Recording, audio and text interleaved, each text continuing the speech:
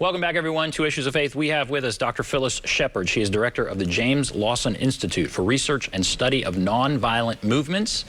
They will be hosting an institute, a training session, essentially, in August, talking about nonviolent civil resistance.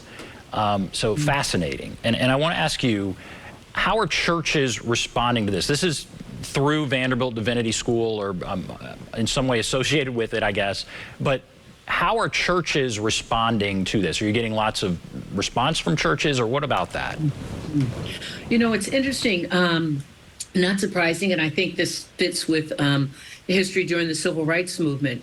You have some churches who immediately recognize that the work of nonviolent resistance is a beautiful expression of their faith, and and groups within it. Or you may have a church that says, we're not sure, and those within say, no, this is the path we're taking. You think about churches that have councils that are for mercy and justice, and there's some see this as, oh, this is how we integrate the justice part more.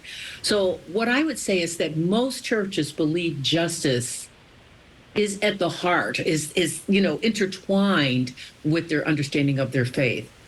Now, having said that, that doesn't mean that everybody lands on the same place on the map about what justice ought to do. That's so interesting. Yeah, go ahead. I don't want to interrupt. Go ahead.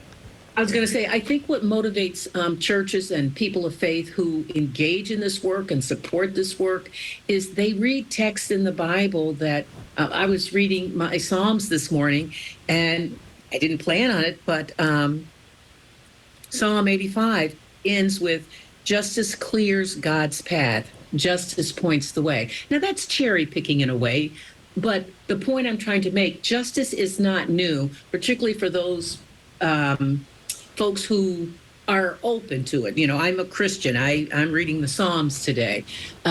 So there's that. The second is that I think it's also motivated by a deep belief that all people have the right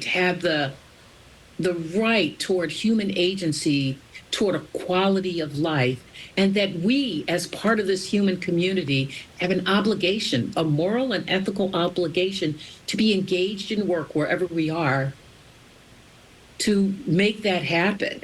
And where it doesn't happen, we are called to plant our feet there. And that can be a hard road to getting to the there, as I say. But this is one of the avenues. So your justice and faith go hand in hand.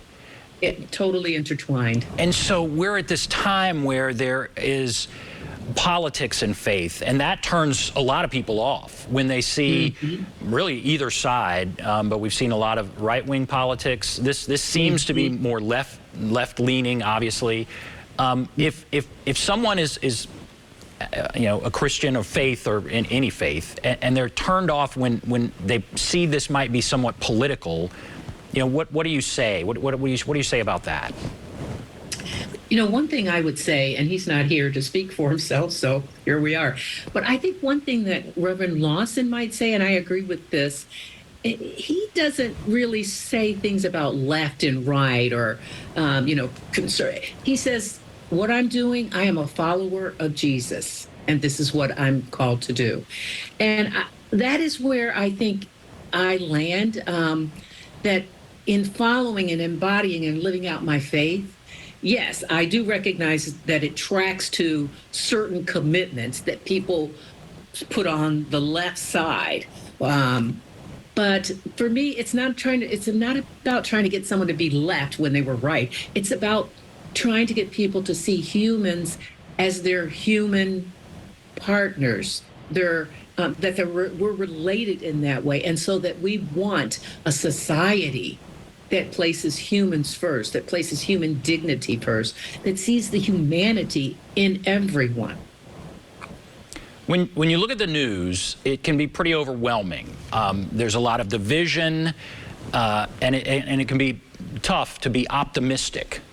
And so my question is, how does this work that you're doing help combat that kind of feeling that, boy, things are things are pretty tough right now, and it's a pretty difficult situation. How does this work help combat that? I love that question. I think one of the ways it combats it is, at least for me, is that it is when I am collectively involved, or involved with a collective committed to the work, that's where my hope is. My hope is in that we're doing the work, that we see something beyond what is right before our eyes. But it also means that we remember. In my writing, I often reference my great-grandmother. And I do that because I remember, okay, somebody was in this spot before me, and they did a whole lot for me to be in this spot. And the work I'm doing collectively with this community of activists, committed folks, is that we are doing it forward. Yes, we want change now because the time is urgent now.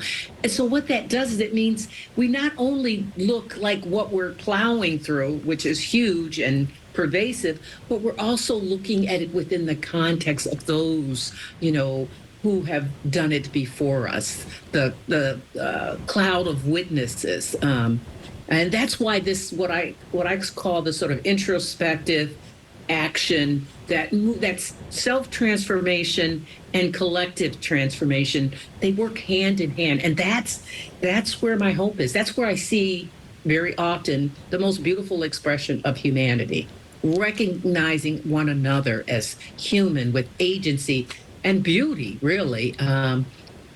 And not to get off on a track, but that's what I think justice is. It is a full expression of beauty when humans recognize one another, create structures so that beauty can be expressed uninhibited and unimpeded. And so even Dr. Lawson was saying this moment is a pretty critical moment. And we've had other critical moments, but here we are. This is a critical moment. So are you optimistic? Do you feel like the people generally that are coming to trainings like this are optimistic? Or what about the future?